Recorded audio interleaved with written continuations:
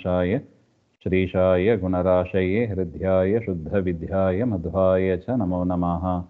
प्रथमो हनुमान् नाम द्वितीयो भीम एव च पूर्णप्रज्ञस्तृतीयस्तु भगवत्कार्यसाधकः। आपादमौलिपर्यन्तं गुरूणामाकृतिं स्मरेतेन विघ्नाः प्रणश्यन्ति सिद्ध्यन्ति च मनोरथाः। नारायणं नमस्कृत्य नारायणाय परिपूर्णगुणार्णवाय विश्वोदयस्थितिलयो नियतिप्रदाय ज्ञानप्रदाय विबुधासुरसौख्यदुःखसत्कारणाय वितताय नमो नमस्ते। नारायणं सुरगुरुं जगदेकनाथं भक्तप्रियं सकललोकनमस्कृतं च त्रैगुण्यवर्जितमजं विभुमाद्यमीशं वन्दे भवघ्नमपरासुरसिद्धवन्द्यं। नारायणं नमस्कृत्य नरं चैव नरोत्तमं देवीं सरस्वतीं व्यासं ततो जयमुदीरये। कृष्णाय वासुदेवाय हरये परमात्मने प्रणतः क्लेशनाशाय गोविन्दाय नमो नमः। ಶ್ರೀಮನ್ ಮಹಾಭಾರತ ತಾತ್ಪರ್ಯ ನಿರ್ಣಯ 27ನೇ ಅಧ್ಯಾಯದಲ್ಲಿ 141ನೇ ಶ್ಲೋಕ. ಯಸ್ತೆ ಮನ್ಯೋ ಇತ್ಯತೋ ನಾರಸಿಂಹಂ ಸೋಮಂ ತಸ್ಮೈ ಚಾರ್ಪಯತ್ ಶೋನಿತಾಖ್ಯಂ ಯುದ್ಧಾಖ್ಯ ಯಜ್ಞೆ ಸೋಮಬುದ್ಧ್ಯಾರಿಪಕ್ಷ ಇಹೇತಿ ಸಾಮ್ನಾ ಗದಯಾ ಬಿಭಿಂದನ್. ನಿನ್ನೆ ನೋಡಿದಂತೆ ಆ ದುರ್ಯೋಧನನ ತಮ್ಮನಾದ ದುಶ್ಯಾಸನನ ಪಾದದಿಂದ ತುಳಿದು ಅವನ ಮೇಲೆ ಕುಳಿತು ಚಾಕುವಿನಿಂದ, ಅಂದರೆ ಕ್ಷತ್ರಿಯರು ಸಣ್ಣ ಒಂದು ಕತ್ತಿ ಥರ ಇಟ್ಕೊಂಡಿರ್ತಾರೆ, ಅದರಿಂದ ಅವನ ಎದೆಯನ್ನು ಸೀಳಿ ಅಲ್ಲಿ ರಕ್ತದ ಮಡುವನ್ನು ನಿರ್ಮಾಣ ಮಾಡಿ ರಕ್ತಪಾನ ಮಾಡುತ್ತಾ ಶತ್ರುಗಳಿಗೆ ಹೆದರಿಕೆಯನ್ನು ಉಂಟು ಮಾಡುತ್ತಾ ಅನ್ಯಸೂಕ್ತವನ್ನು ಹೇಳ್ತಾ ಅದರಿಂದ ಪರಮಾತ್ಮನಿಗೆ ಸ್ತೋತ್ರವನ್ನು ಮಾಡುತ್ತಾ ಈ ಯಜ್ಞ, ಯುದ್ಧ ಎನ್ನತಕ್ಕ ಯಜ್ಞದಲ್ಲಿ ಅವನನ್ನು ಆಹುತಿಯಾಗಿ ಕೊಟ್ಟರು ಅಂತ ಅರ್ಥ. ಭೀಮಸೇನ ದೇವರು ಈ ರೀತಿಯಾಗಿ ಶುದ್ಧ ವೈಷ್ಣವರು ಎಲ್ಲಿ ಹುಡುಕಿದರೂ ಕೂಡ ಅವರಲ್ಲಿ ಅಪಚಾರ, ದೋಷ, ಶಾಸ್ತ್ರ ವಿರುದ್ಧವಾಗಿ ನಡೆಯೋದು, ದೇವರ ವಿರುದ್ಧವಾಗಿ ನಡೆಯೋದು, ದೇವರನ್ನು ಎದುರು ಮಾಡಿಕೊಳ್ಳೋದು ಯಾವುದು ಕಾಣೋದಿಲ್ಲ. ಅಂತಹ ಶುದ್ಧ ಚಾರಿತ್ರ್ಯ ಭೀಮಸೇನ ದೇವರು. ಈ ರೀತಿಯಾಗಿ ಅವರು ಯುದ್ಧವನ್ನು ಮಾಡಿದರು ಅಂತ ಹೇಳ್ತಾರೆ. ವಾಚ ವಾಚಂ ಪುರುಷ ಪ್ರವೀರಃ ಸತ್ಯಾಂ ಪ್ರತಿಜ್ಞಾಂ ಲೋಕಮಧ್ಯೆ ವಿಧಾಯ ಯಾ ಸಪತ್ಯಾಸ್ತಾ ಅಪತಯೋ ಹಿ ಜಾತ ಯಾ ಚಾಪತಿ ಸಾ ಸಪತಿಶ್ಚ ಜಾತ. ಪುರುಷ ಪ್ರವೀರರಾದ ಭೀಮಸೇನ ದೇವರು ಪ್ರತಿಜ್ಞೆಯನ್ನು, ತಾನೇನು ಹಿಂದೆ ಪ್ರತಿಜ್ಞೆ ಮಾಡಿದರು, ದುಶ್ಯಾಸನನ ಹೃದಯವನ್ನು ಸೀಳಿ ರಕ್ತಪಾನ ಮಾಡುತ್ತೇನೆ ಎಲ್ಲರ ಸಮಕ್ಷಮದಲ್ಲಿ ಹಾಗೆ ಅಂತ ಪ್ರತಿಜ್ಞೆಯನ್ನು ಮಾಡಿದರು. ಆ ಒಂದು ಪ್ರತಿಜ್ಞೆಯನ್ನು ಸತ್ಯಾಂ ವಿಧಾಯ, ಸತ್ಯವನ್ನು ಮಾಡಿದರು. ಎಲ್ಲರ ಸಮಕ್ಷಮದಲ್ಲಿ ಯುದ್ಧದಲ್ಲಿ ಅವನ ಹೃದಯವನ್ನು ಸೀಳಿ ರಕ್ತಪಾನವನ್ನು ಮಾಡಿದರು. ದ್ರೌಪದಿಯ ಅವಮಾನ ಆದಾಗ ತಾವೇನು ಪ್ರತಿಜ್ಞೆ ಮಾಡಿದರು ಆ ವಾಕ್ಯವನ್ನು ಸತ್ಯ ಮಾಡಿದರು ಅಂತ ಅರ್ಥ. ಅಷ್ಟು ಮಾತ್ರ ಅಲ್ಲ, ಯಾರು ಸಪತಯ, ಆ ದ್ರೌಪದಿ ಅವಮಾನ ಆದಾಗ ಪತಿಯ ಜೊತೆಗೆ ಇದ್ದರು. ಆ ದುರ್ಯೋಧನಾದಿ 100 ಜನ ಅಣ್ಣ ತಮ್ಮಂದಿರು ಅವರ ಮಡದಿಯರ ಜೊತೆಗೆ ಇದ್ದರು. ಆದರೆ ಪಾಂಡವರು ದ್ರೌಪದಿ ದೇವಿಯನ್ನ ಪಣಕ್ಕೆ ಇಟ್ಟು ಚೂರು ದೂರ ಸರಿದರಂತೆ ಆಯ್ತದು. ಅದರಿಂದ ಭೀಮಸೇನ ದೇವರು ಹೇಳಿದರು, ಯಾರು ಪತಿಯ ಜೊತೆಗೆ ಇದ್ದರೋ ಆ ಸ್ತ್ರೀಯರೆಲ್ಲ ಈಗ ಪತಿಯಿಂದ ದೂರ ಆಗಿದ್ದಾರೆ, ಅಂದರೆ ವಿಧವಾ ಸ್ತ್ರೀಯರಾಗಿದ್ದಾರೆ. ಯುದ್ಧದಲ್ಲಿ ಭೀಮಸೇನ ದೇವರು 100 ಜನರನ್ನು ಕೊಲಿತೀನಿ ಅಂತ ಪ್ರತಿಜ್ಞೆ ಮಾಡಿ ಅನೇಕರನ್ನ ಸಂಹಾರ ಮಾಡಿದ್ದಾರೆ. ಅದೇ ರೀತಿಯಾಗಿ ಪತಿಯಿಂದ ದೂರರಾದವರು ಪತಿ ಜೊತೆಗೆ ಸೇರ್ಕೊಂಡಿದ್ದಾರೆ. ದ್ರೌಪದಿ ದೇವಿ ಪತಿಯಿಂದ ದೂರ ಆದಂತೆ ಇತ್ತು ಪಣಕ್ಕೆಟ್ಟದ್ರಿಂದ, ಆದರೆ ಈಗ ಪತಿಯ ಜೊತೆಗೆ ಸೇರಿಕೊಂಡು ಸುಖವಾಗಿ ಇದ್ದಾರೆ ಹಾಗೆ ಅಂತ ಭೀಮಸೇನ ದೇವರು ಹೇಳಿದರು ಅಂತ. ಪಶ್ಯಂತು ಚಿತ್ರಾಂ ಪರಮಸ್ಯ ಶಕ್ತಿಂ ಏವೈತಿಲಾ ಷಂಡತಿಲಾ ಬಭೂವು ಏನಂ ಗೃಹೀತಂ ಹಿ ಮಯಾ ಯದೀಹ ಕಶ್ಚಿತ್ ಪುಮಾನ್ ಮೋಚಯತು ಸ್ವವೀರ್ಯಾನ್. ಹಿಂದೆ ದುರ್ಯೋಧನಾದಿಗಳು ಹೇಳಿದರು ಈ ಪಾಂಡವರೆಲ್ಲ ತತ್ವ ಇಲ್ಲದವರು ಹಾಗೆ ಅಂತ. ಅಂದರೆ ಒಂದು ತಿಲದಲ್ಲಿ ಆ ಎಣ್ಣೆಯನ್ನೆಲ್ಲ ತೆಗೆದು ಬಿಟ್ಟರೆ ಏನಿರುತ್ತದೆ? ಏನಿಲ್ಲ, ಅದು ಸತ್ವ ಇಲ್ಲದ್ದು. ಅದನ್ನು ಷಂಡತಿಲ ಅಂತ ಕರೀತಾರೆ, ನಿರ್ವೀರ್ಯ ಅಂತ ಕರೀತಾರೆ. ಅದನ್ನು ಆಕಳಿಗೆ ಇತ್ಯಾದಿಗಳಿಗೆ ಆಹಾರ ಬೈ ಕೊಟ್ಟು ಬಿಡೋದು, ಹಿಂಡಿ ಅಂತ ಕರೀತಾರೆ. ಆ ರೀತಿಯಾಗಿ ಪಾಂಡವರಿದ್ದಾರೆ ಅಂತ ದುರ್ಯೋಧನಾದಿಗಳು ಹಿಂದೆ ಹೇಳ್ತಾ ಇದ್ರು. ಈಗ ಭೀಮಸೇನ ದೇವರು ಹೇಳ್ತಾರೆ, ನೋಡಿ ಈಗ ಕೌರವರು ಷಂಡತಿಲರಂತೆ, ಹಿಂಡಿಯಂತೆ ನಿರ್ವೀರ್ಯರಾಗಿ ಇದ್ದಾರೆ. ಇವರನ್ನ ಮೋಚನೆ ಮಾಡೋದಕ್ಕೆ ಎಲ್ಲ ವೀರರ ಮುಂದೆ ಹೇಳ್ತಾರೆ, ಹೇ ವೀರರೇ, ಇಂಥ ದುರ್ಯೋಧನಾದಿಗಳನ್ನ, ದುಶ್ಯಾಸನನನ್ನ ಮೋಚನೆ ಮಾಡೋದಕ್ಕೆ, ಬಿಡುಗಡೆ ಮಾಡೋದಕ್ಕೆ ಯಾರಾದರೂ ಪುರುಷರು ಇಲ್ಲಿ ಇದ್ದರೆ ಬನ್ನಿ, ನನ್ನ ಎದುರುಗಡೆ ಯುದ್ಧ ಮಾಡ್ರಿ ಅಂತ ಆಹ್ವಾನ ಮಾಡ್ತಾರೆ. ಪುಮಾನ್ ಮೋಚಯತು ಸ್ವವೀರ್ಯ, ತನ್ನ ಪರಾಕ್ರಮದಿಂದ ಇವನನ್ನ ಮೋಚನೆ ಮಾಡ್ರಿ ಹಾಗೆ ಅಂತ ಹೇಳ್ತಾರೆ. ಇತಿ ಬ್ರುವಾನಃ ಪುನರೇವ ರಕ್ತಂ ಪಪೌ ಸುಧಾಂ ದೇವವರೋ ಯಥಾ ದಿವಿ ಪುನಶ್ಚ ಸಪ್ರಾಣಮಮಂ ವಿಸೃಜ್ಯ ನದನ್ನನರ್ತಾರಿ ಬಲೆ ನಿರಾಯುಧ. ಈ ರೀತಿಯಾಗಿ ಹೇಳ್ತಾ ಮತ್ತೆ ರಕ್ತಪಾನವನ್ನ ಮಾಡಿದಂತೆ ಭೀಮಸೇನ ದೇವರು. ನಿನ್ನೆ ನೋಡಿದಂತೆ ರಕ್ತಪಾನ ಮಾಡಿದರು ಅಂದರೆ ಬಾಯಿ ಒಳಗೆ, ತುಟಿ ಒಳಗೆ, ಹಲ್ಲಿನ ಒಳಗೆ ಹೋಗಲಿಲ್ಲ, ಅದು ಹಲ್ಲಿನಿಂದ ಹೊರಗೇನೆ ಅದು ಎಲ್ಲವೂ ಹೋಯಿತು ಅಂತ ಹೇಳ್ತಾ ಇದ್ದಾರೆ. ಆ ರೀತಿಯಾಗಿ ಪಾನವನ್ನು ಮಾಡಿ ಶತ್ರುಗಳಿಗೆ ಭಯವನ್ನು ಉಂಟು ಮಾಡ್ತಾ ಇದ್ದರು. ಹೇಗೆ ದೇವಶ್ರೇಷ್ಠರು ಅಂದರೆ ಇಂದ್ರಾದಿ ದೇವತೆಗಳು ಅಮೃತಪಾನ ಮಾಡಿದರು, ಅದೇ ರೀತಿಯಾಗಿ ಭೀಮಸೇನ ದೇವರು ರಕ್ತಪಾನವನ್ನು ಮಾಡಿ ದೈತ್ಯರಿಗೆ ಹೆದರಿಕೆಯನ್ನು ಉಂಟು ಮಾಡಿದರು, ಕೌರವಾದಿಗಳಿಗೆ ಹೆದರಿಕೆಯನ್ನು ಉಂಟು ಮಾಡಿದರು ಅಂತ ಅರ್ಥ. ಪುನಶ್ಚ ಸಪ್ರಾಣ ಮಮಂ ವಿಸೃಜ್ಯ, ಇನ್ನು ಸ್ವಲ್ಪ ಪ್ರಾಣ ಉಳಿದಿದೆ ಆ ದುಶ್ಯಾಸನನಿಗೆ, ಪ್ರಾಣ ಬಿಡುವ ಸಮಯ ಇದು, ಇನ್ನು ಸ್ವಲ್ಪ ಪ್ರಾಣ ಉಳಿದಿದೆ.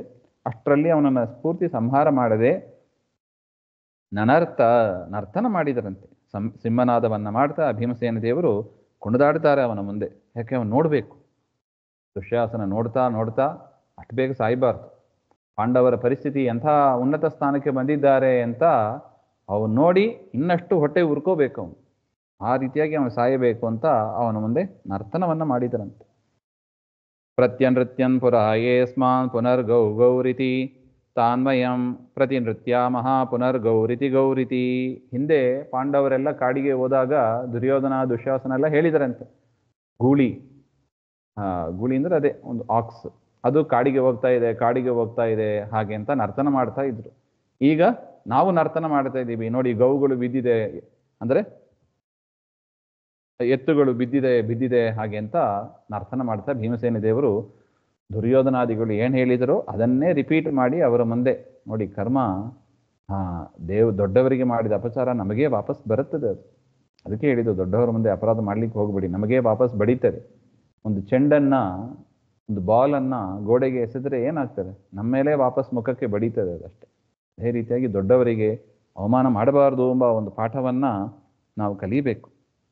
ಈ ರೀತಿಯಾಗಿ ನರ್ತನ ಮಾಡ್ತಾ ಇದ್ದಾರೆ.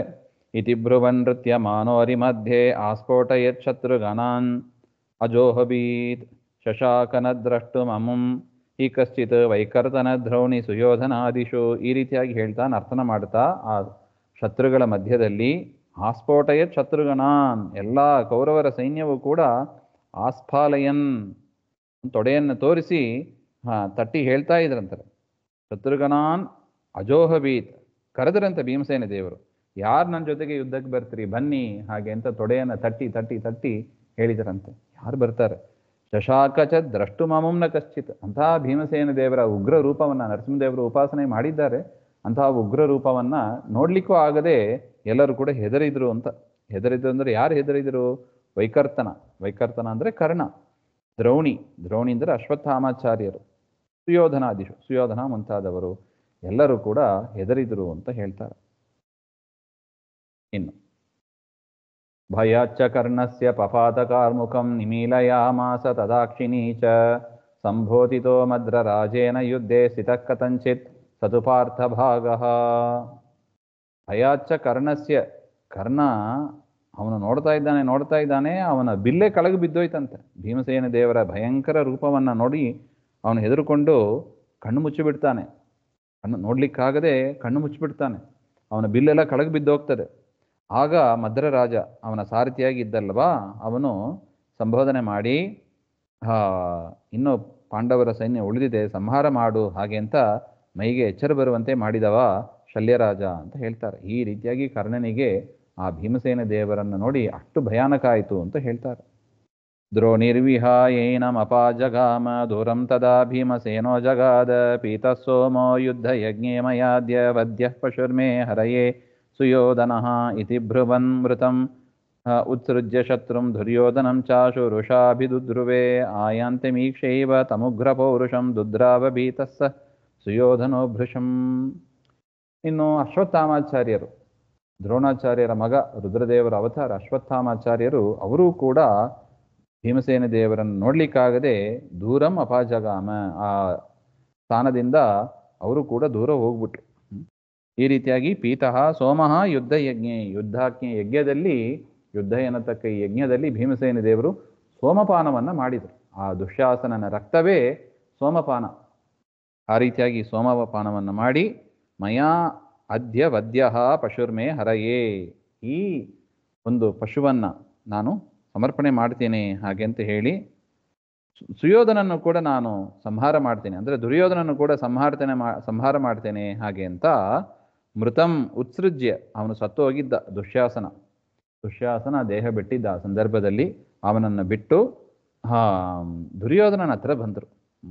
ದುರ್ಯೋಧನಂ ಚಾಶು ಋಷಾ ಅಭಿದುದ್ರುವೆ, ಅವನು ನೋಡಿದರೆ ಕೋಪದಿಂದ ಭೀಮಸೇನ ದೇವರು ಬರ್ತಾ ಇದ್ದಾರೆ, ಇನ್ನು ನಮ್ಮನ್ನು ಇದೇ ಥರ ಮಾಡಿಬಿಡ್ತಾನೆ ಭೀಮ ಹಾಗೆ ಅಂತ ಹೆದರ್ಕೊಂಡು ದುರ್ಯೋಧನ ಓಡಿ ಹೋಗ್ತಾನಂತ. ಆಯಾಂತ ಮೀಕ್ಷೇವ, ಭೀಮಸೇನ ದೇವರು ಬರಾದನ್ನೇ ನೋಡಿ ದುದ್ರಾವ ಭೀತಃ, ಎದುರುಕೊಂಡು ದುರ್ಯೋಧನ ಓಡಿ ಹೋದ ಹಾಗೆ ಅಂತ ಹೇಳ್ತಾರೆ. ಫಲದ್ವಯಂ ಚಾಪಯಯೋ ವಿಹಾಯ ಭಯಾದ್ ಭೀಮಂ ಕೃಷ್ಣ ಪಾರ್ಥೌ ವಿನೈವ ಆಯೋಧನಂ ಶೂನ್ಯಂ ಅಭೂನ್ಮುಹೂರ್ತಂ ನನರ್ಥ ಭೀಮೋ ವ್ಯಾಘ್ರಪದೇನ ಹರ್ಷಾತ್. ಫಲದ್ವಯಂ ಚಾಪಯಯೌ, ಕೇವಲ ಕೌರವರ ಸೈನ್ಯ ಮಾತ್ರ ಹೆದರ್ಕೊಂಡು ಹೋದದ್ದಲ್ಲ, ಪಾಂಡವರ ಸೈನ್ಯವೂ ಕೂಡ ಭೀಮಸೇನ ದೇವರ ಈ ಆಟವನ್ನು ನೋಡಿ ಹೆದರು ಓಡೋಗ್ಬಿಟ್ರಂತೆ. ಅಂತಹ ಉಗ್ರ ರೂಪ ಆಗಿಬಿಟ್ರು. ಏನಾರು ನಮ್ಮ ಮೇಲೆ ಗೊತ್ತಿಲ್ಲದೆ ಏನಾರು ಸಿಟ್ಟಿನಿಂದ ಹೌದಿಲ್ಲ, ಭೀಮಸೇನ ದೇವರು ಆ ಥರ ಮಾಡುವವರಲ್ಲ, ಆದರೂ ಕೂಡ ಇವರಿಗೆ ಒಂದು ಭಯ, ಗೊತ್ತಿಲ್ಲದೆ ನಮ್ಮ ಮೇಲೆ ಬಂದು ಏನಾರು ಮಾಡಿಬಿಟ್ರೆ ಹಾಗೆ ಅಂತ. ಅದರಿಂದ ಎರಡು ಕಡೆ ಸೈನ್ಯವೂ ಕೂಡ ಭಯದಿಂದ ದೂರ ಓಡೋಗ್ಬಿಟ್ರು. ಅಲ್ಲಿ ಆ ರಣರಂಗದಲ್ಲಿ ಇದ್ದದ್ದು ಯಾರು? ಕೃಷ್ಣ ಮತ್ತು ಅರ್ಜುನ ಇಬ್ಬರು ಮಾತ್ರ ರಣರಂಗದಲ್ಲಿ ಇದ್ದರಂತೆ. ಮಿಕ್ಕಿದೆ ಎಲ್ಲರೂ ಕೂಡ ಇಡೀ ಬ್ಯಾಟಲ್ ಫೀಲ್ಡ್ ಖಾಲಿ ಆಗೋಯ್ತು. ಒಂದು ಮುಹೂರ್ತ ಕಾಲ, ಅಂದರೆ ಸುಮಾರು 48 ನಿಮಿಷ ಆ ಯುದ್ಧ ಭೂಮಿಯಲ್ಲಿ ಯಾರೂ ಇದ್ದಿಲ್ಲ. ಭೀಮಸೇನ ದೇವರು, ಕೃಷ್ಣ, ಅರ್ಜುನ. ಈ ರೀತಿಯಾಗಿ ಭೀಮಸೇನ ದೇವರು ಸಿಂಹನಾದ ಮಾಡ್ತಾ ವ್ಯಾಘ್ರಪದೇನ ಅಂತ ಹೇಳ್ತಾರೆ. ವ್ಯಾಘ್ರಪದ ನ್ಯಾಸಗತ್ಯ ಅಂತ, ಹೇಗೆ ಒಂದು ಹುಲಿಯಾಟ ಅಂತ ಹೇಳ್ತಾರೆ ನೋಡಿ, ಹುಲಿ ಕುಣಿದಾಡುವಂತೆ ಆ ರಣರಂಗದಲ್ಲಿ ಕೃಷ್ಣನ ಮುಂದೆ ಕುಣಿದಾಡಿದರಂತೆ. ಇದು ನಾವು ದಾಸರೆಲ್ಲ ದೇವರ ಮುಂದೆ ಕುಣಿದಾಡ್ತಾರೆ ನೋಡಿ, ಅದರ ಸೂಚನೆ ಇದು. ದೇವರ ಮುಂದೆ ಆ ಪೂಜಾ ಸಂದರ್ಭದಲ್ಲಿ ಕುಣಿದಾಡಬೇಕು, ಮೈ ಮರೆತು ಕುಣಿದಾಡಬೇಕು ಅಂತ ಹೇಳ್ತಾರೆ. ಭೀಮಸೇನ ದೇವರು ಮಾಡಿ ತೋರಿಸಿದ್ದಾರೆ. ಭುವಿ ಹಸ್ತೋ ನಿದಾಯ ಪದದ್ವಯೇನ ನನರ್ಥ, ಎರಡು ಕೈಯನ್ನು ಕೂಡ ಭೂಮಿಯಲ್ಲಿ ಇಟ್ಟು, ಹುಲಿ ಹೇಗೆ 4 ಕಾಲಿಂದ ನರ್ತನ ಮಾಡುತ್ತದೆ ಅದೇ ರೀತಿಯಾಗಿ ಎರಡು ಕೈಯನ್ನು ಕೂಡ ಭೂಮಿಯಲ್ಲಿ ಇಟ್ಟು 2 ಕಾಲಿಂದ ನರ್ತನ ಮಾಡಿದರು ಅಂತ ಹೇಳ್ತಾರೆ. ಈ ರೀತಿಯಾಗಿ ಒಂದು ಮುಹೂರ್ತ ಕಾಲ ಆ ರಣರಂಗದಲ್ಲಿ ಯಾರೂ ಇಲ್ಲ, ಎಲ್ಲ ಖಾಲಿಯಾಗಿ ಓಡೋಗ್ಬಿಟ್ರು ಹೆದರ್ಕೊಂಡು. ಈ ರೀತಿಯಾಗಿ ಆಯಿತು ಅಂತ ಹೇಳ್ತಾರೆ. ಈ ರೀತಿಯಾಗಿ ದುಶ್ಯಾಸನ ಸಂಹಾರ ಆಯಿತು. ಇಂದಿನ ದಿನ ಅದು ಪಾವನ, ನಮಗೂ ಪಾವನ, ನಿಮಗೂ ಪಾವನ. ಯಾಕೆ? ಇಂಥ ದುಷ್ಟ ಶಕ್ತಿಗಳ ಸಂಹಾರ ಆ ಕಿವಿಗೆ ಬೀಳೋದೇ ಅಪರೂಪ. ಕಲಿಯುಗದಲ್ಲಿ ಇಂಥ ದುಷ್ಟ ಶಕ್ತಿಗಳು ಸಂಹಾರ ಮಾಡಲ್ಪಟ್ಟಿತ್ತು ಹಾಗೆಂತ ವಾರ್ತೆ ಕೇಳೋದೇ ಇಲ್ಲ, ಕೇಳಿ ಬರೋದೇ ಕಷ್ಟ ಇದೆ. ಅದರಿಂದ ನಮ್ಮ ಪಾಲಿಗೆ ಇದು ಸುದಿನ ಆಗಿದೆ ಅಂತ ನಾವು ಭಾವಿಸಬೇಕು. ದುಶ್ಯಾಸನನಂಥವರು ನಮ್ಮ ಹೃದಯದಲ್ಲಿ ತುಂಬ ಕೆಟ್ಟ ಕೆಲಸಗಳನ್ನು ಮಾಡುವವರು, ಅವರು ಸಂಹಾರ ಆಗಬೇಕು. ಭೀಮಸೇನ ದೇವರ ಧೈರ್ಯದಿಂದ ಅದಾಗ್ತದೆ ಎಂಬುದು ಖಾತ್ರಿಯ ಮಾಡ್ಕೋಬೇಕು ನಾವಷ್ಟೇ. ಅದರಿಂದ ವಾಯುದೇವರ ಶಾಸ್ತ್ರವನ್ನು ಆಚರಣೆಯನ್ನು ನಿರಂತರ ಮಾಡಬೇಕು ಎಂಬ ಒಂದು ಸಂದೇಶವನ್ನು ಕೂಡ ಧೈರ್ಯದಿಂದ ನಾವು ಹೇಳ್ಬೋದು ಅಂತ. ಶ್ರೀಮಧ್ವಾಂತರ್ಗತ ಶ್ರೀಕೃಷ್ಣ ಆತ್ಮ.